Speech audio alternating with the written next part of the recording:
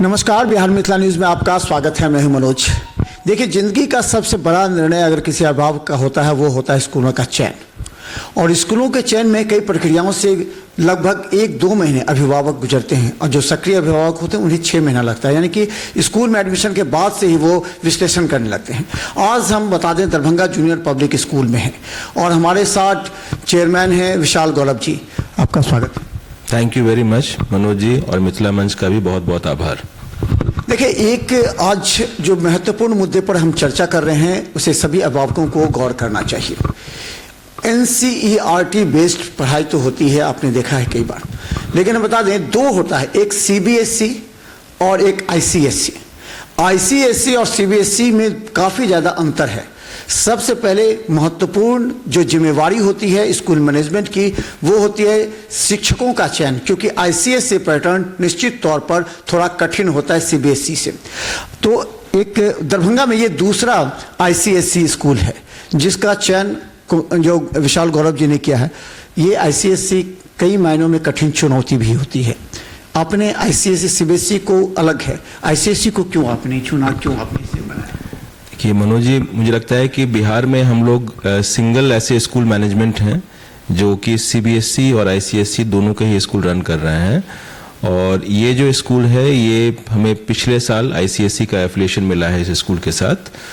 और जो CBSE और ICSE में जो तमाम अभिभावक होंगे जो ये जानना चाहते होंगे, उसमें जो मूल अंतर है वो ये होता है कि क्लास 6 ऑनवर्ड्स, 6ठे क्लास से ICSE बहुत ही डिटेल्ड और डीप रूट ले लेता है, जो कि CBSE जो है तुलनात्मक रूप से उतना डिटेल्ड रूप नहीं लेता है 6 से। जैसे मैं उदाहरण के लिए, जो साइंस सब्जेक्ट है, साइंस सब्जेक्ट को 3 हिस्सों में बांट दिया जाता है ICSE में। फिजिक्स का अलग क्लास होता है, केमिस्ट्री अलग, बायोलॉजी अलग।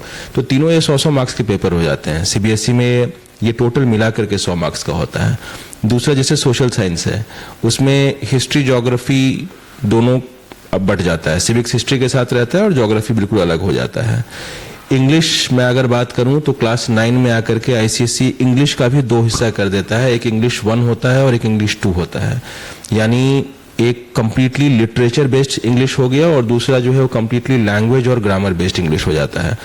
तो जैसे जैसे आप सब्जेक्ट्स की संख्या बढ़ाते हैं और हर एक सब्जेक्ट को इक्वल वेटेज दे देते हैं, वैसे ही आपको अलग टीचर रखने होते हैं, उसका टाइम टेबल में अलग उसके पीरियड्स एलोकेट हो जाते हैं।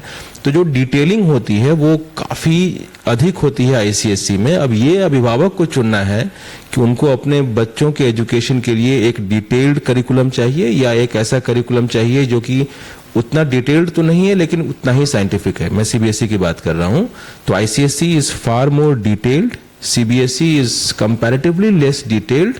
लेकिन जहां तक साइंटिफिक होने की बात है, मैं कहूंगा कि दोनों ही बोर्ड जो है बहुत ही साइंटिफिक है और बहुत ही वेल डिजाइन बोर्ड्स हैं। ये कहा जाता है ICSE में कई स्कूल शिक्षकों का चयन काफ़ी महत्वपूर्ण होता है, क्योंकि इसके टीचर्स नहीं मिल पाते हैं, क्योंकि जिस लेवल की पढ़ाई होती है, जिस लेवल का उसमें क्वालिटी एजुकेशन, आपने कहा कि डिटेल्ड है, तो इसके लिए स्पेशल फोकस करने के लिए टीचर नहीं होते हैं। और जो टीचर हैं वो CBSE बेस्ड ही हैं, जो कि उनका अपना बैकग्राउंड CBSE है, तो वो कैसे ICSE के छात्रों को पढ़ा पाएंगे वो? हाँ, तो इसमें एक चीज़ तो बिल्कुल आप सही कह रहे हैं कि ICSE को हैंडल करने के लिए टीचर्स का जो नॉलेज बेस है वो कंपैरेटिवली हाई होना चाहिए। मैं उदाहरण के लिए कहूँगा कि करीब करीब 1 से 1.5 साल का ना सिलेबस में फ़र्क होता है। यानी कि अगर कोई 7th क्लास में जो चीज़ें पढ़ रहा है ICSE में, शायद वो 8 में या शायद 9 में जाकर के CBSE में पढ़ेगा। क्लास 4 का जो सिलेबस होता है ICSE का, वो शायद क्लास 6 या 7 में जाकर के CBSE पढ़ेगा। तो डेफिनेटली जूनियर लेवल पे जो टीचर्स होते हैं, जो प्राइमरी टीचर्स होते हैं, उनकी भी नॉलेज काफ़ी ज़्यादा डिटेल्ड होनी चाहिए। और ये एक बड़ा चैलेंज होता है किसी भी ICSE स्कूल के लिए कि उनको काफ़ी कंपैरेटिवली बेहतर टीचर्स को अपनी टीम में रखना होता है, जिसके लिए हम लोग हर दिन लगे होते हैं और बहुत ही अथक प्रयास करते हैं। हमारे यहाँ भी अगर मैं टीचर की आपको टोटल एक ब्रेकअप दूं, लगता है कि जितने करीब 40 to 50% टीचर्स हमारे यहाँ जो हैं वो दरभंगा के हैं और 50 to 60% जो टीचर्स हैं हमारे यहाँ वो अलग अलग स्टेट से हमने रिक्रूट करके रखा हुआ है। और वो काफ़ी मेहनत और काफ़ी बारीकी के साथ उनका सिलेक्शन करते हैं, उनको ग्रूम करते हैं, ट्रेन करते हैं, और ये एक कंटिन्यूअस प्रोसेस है जिसके तहत ये सब कुछ किया जाता है। वो सवाल ये कि आईसीएसई बेस्ड ही टीचर होना चाहिए, जबकि क्योंकि बहुत तो टीचर सीबीएसई होते हैं मैक्सिमम, तो टीचर का भी सिलेक्शन आईसीएसई बेस्ड ही होना चाहिए जो कि पढ़ा सके, समझा सके, जो खुद वो फेस कर चुका हो तो बच्चों को बताएगा। ये नहीं हो पा रहा। ये एक्चुअली मैं 100% यहाँ पर शायद आपसे इत्तेफाक नहीं रखूँगा। ये ज़रूरी नहीं है कि जो खुद आईसीएसई से पढ़े हुए हों वही आईसीएसई के बच्चों को पढ़ा सके।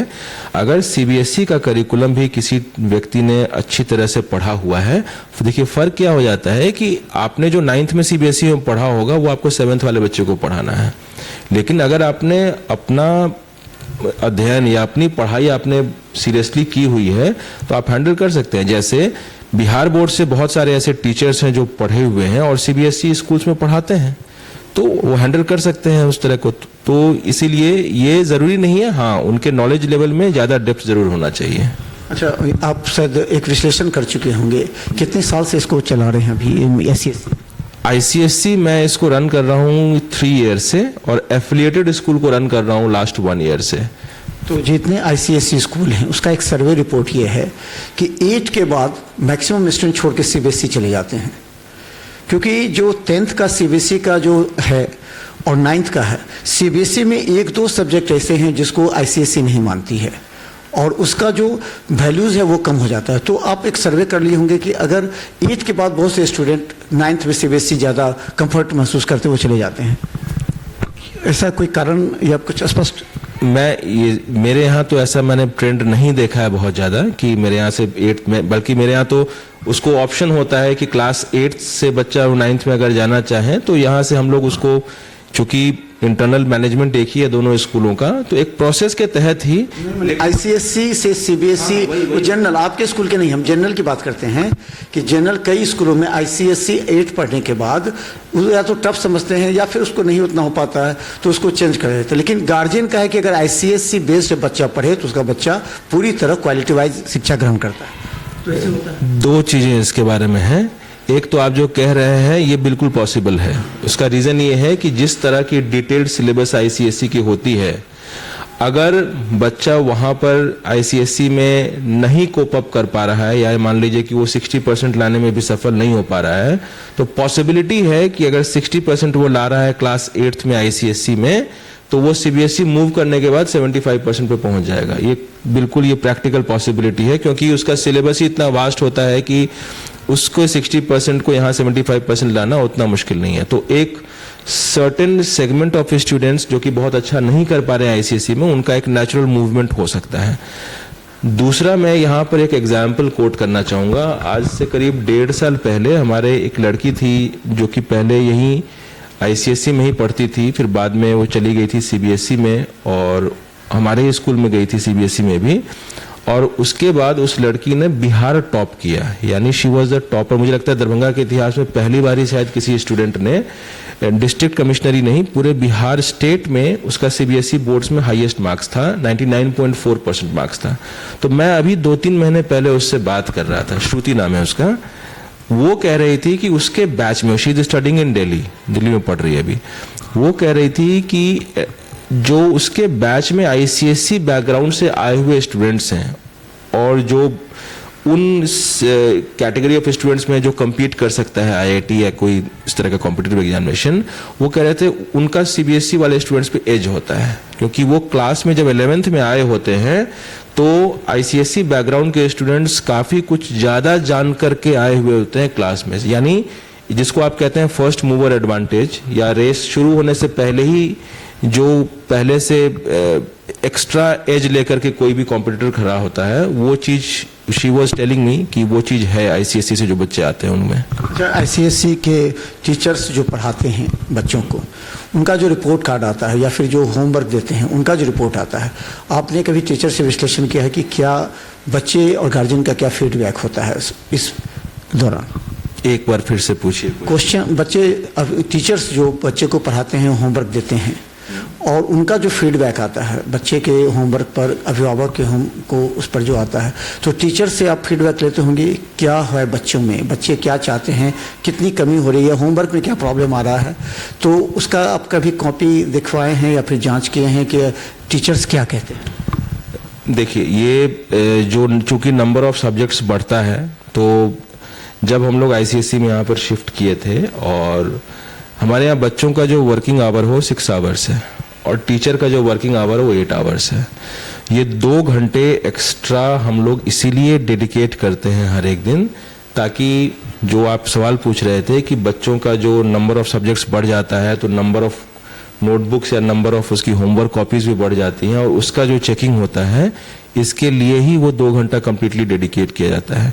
तो प्रेशर इज देयर, ये इसमें कोई डाउट नहीं है कि आईसीएसई में कंपैरेटिवली अधिक प्रेशर है, बच्चों पे भी, टीचर्स पे भी और पेरेंट्स पे भी कंपैरेटिवली प्रेशर है, but that pressure results in better outcome.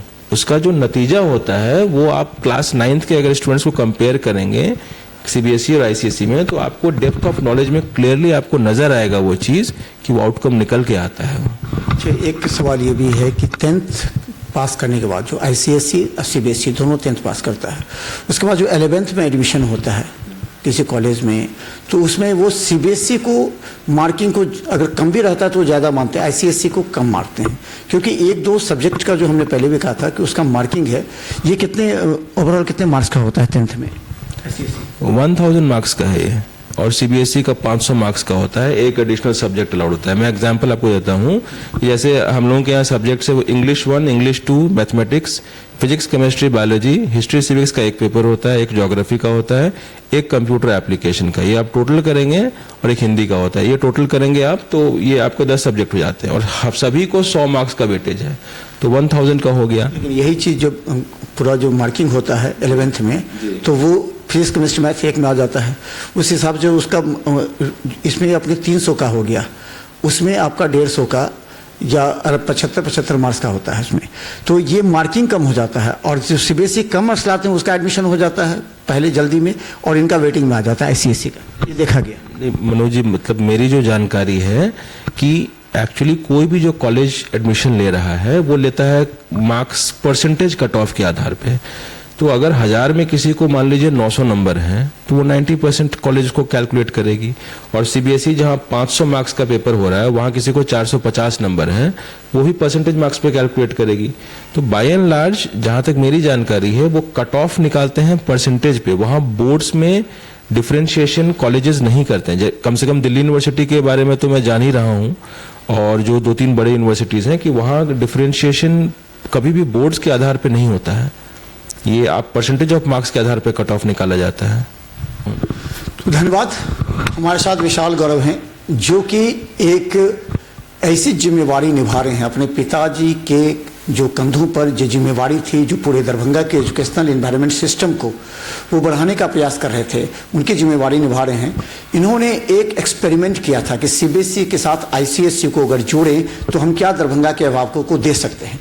हालांकि इसमें कई कठिन चुनौती हैं जो आने वाले 1-2 साल में विशाल गौरव को और भी निभानी पड़ेगी, लेकिन ये बात तो तय है कि अगर आपके बच्चे आईसीएसई बेस्ड हैं तो निश्चित तौर पर सीबीएसई हो या कोई भी बिहार बोर्ड करिकुलम कोई भी हो, उसमें निश्चित तौर पर आपके बच्चे टॉप कर सकते हैं, बशर्ते आपको अपने बच्चे के आईसीएसई बोर्ड में गंभीरता के साथ शिक्षा देनी होगी, या फिर ट्यूशन देना होगा, या फिर स्कूल के कहे हुए हिसाब से सेल्फ स्टडी करनी होगी, और आईसीएसई आपके बच्चों को सफलता का एक मात्र केंद्र बन सकता है अन्य करिकुलम के एक्टिविटीज़ के अलावा। धन्यवाद।